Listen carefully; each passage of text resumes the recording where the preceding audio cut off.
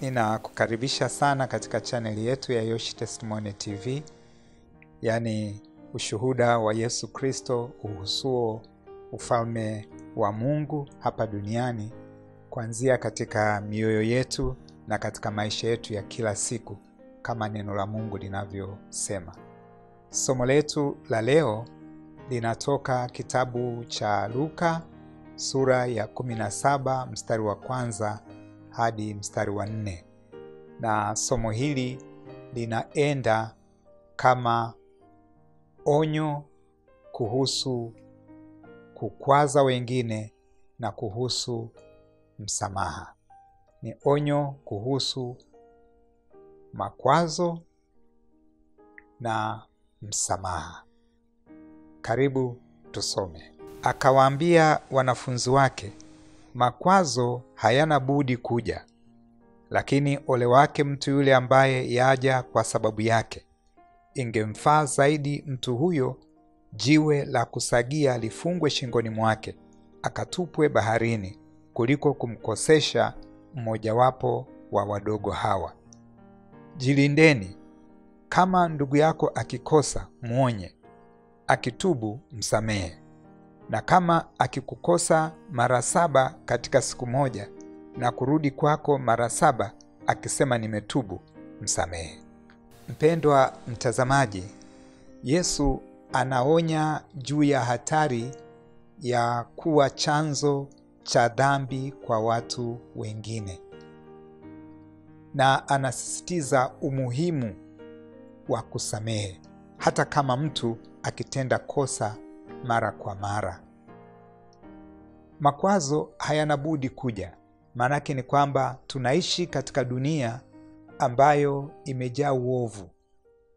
Ni kama vile mtu, katika methali moja ya watu wa China nilisikia kwamba huwezi kumzuia ndege asipite juu ya kichwa chako kama uko nje, lakini unaweza ukamzuia ndege asijenge kiota kwenye nywele zako.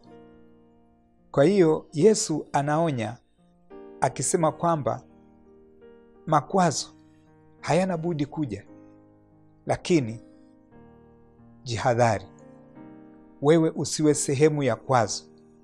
Mwenendo wako, maisha yako, tabia yako, mavazi yako, misemo yako, hakikisha yasimfanye mtu mwingine akwazwe katika mambo ya imani, lakini hata katika maisha ya kila siku. Badala yake wewe uweze kuwa chachu ya kumfanya mtu afurahie imani, afurahie kumpenda Mungu, apende, kwa sababu wewe unakuwa ni chanzo cha baraka.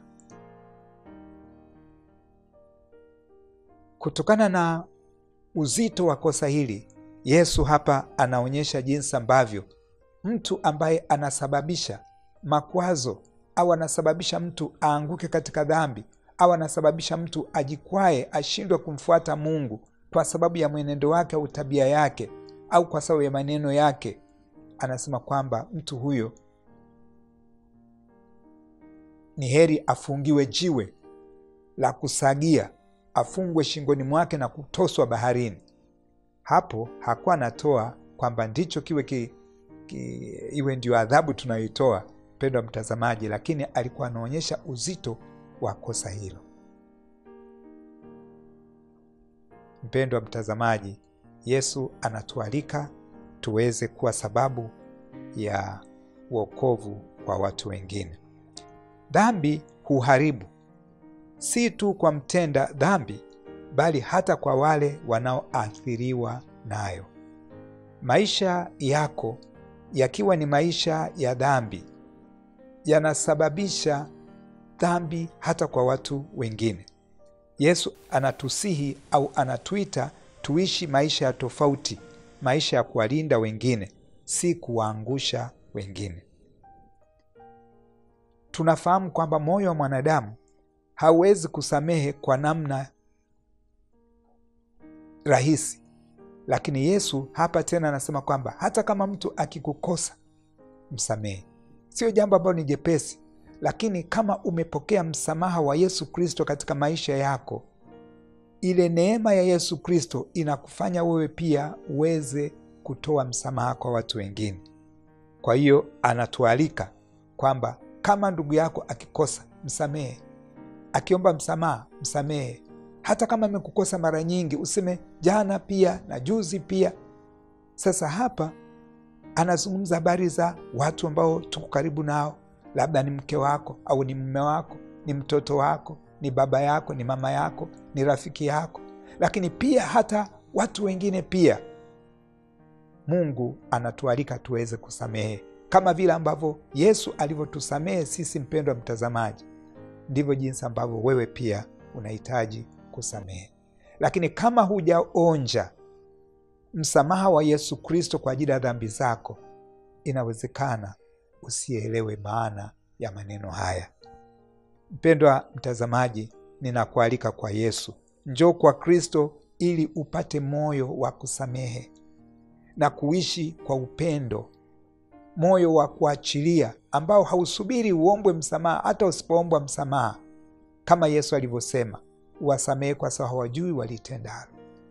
Wewe pia waweza kuwekewa moyo huo, mpendwa mtazamaji, moyo ambao sio wa malipizo, moyo ambao sio wa kulipa kisasi, lakini moyo wa kuwavuta watu wengine waweze kumfuata Yesu.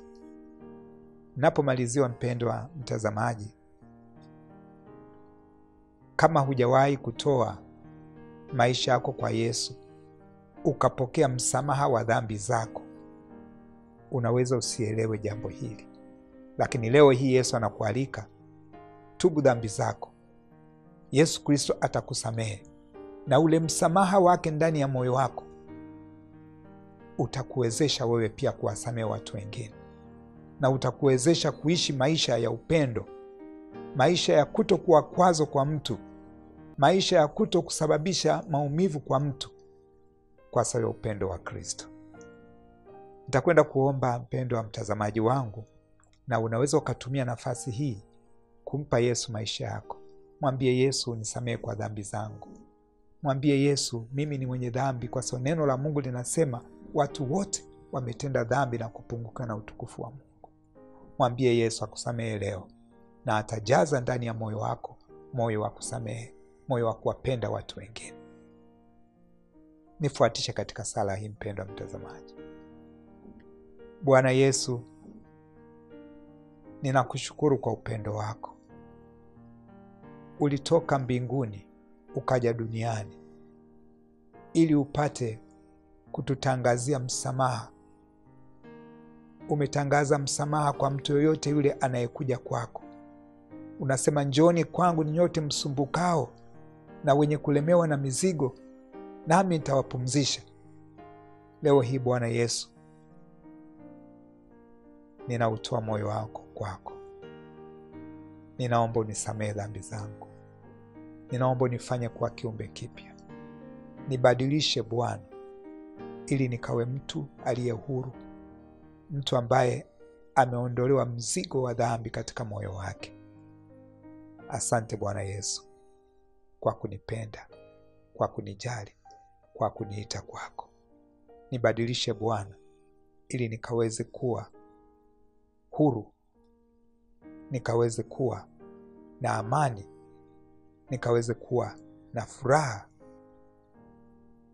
katika maisha yangu. Katika jina la Yesu Kristo nakushukuru Bwana. Amen.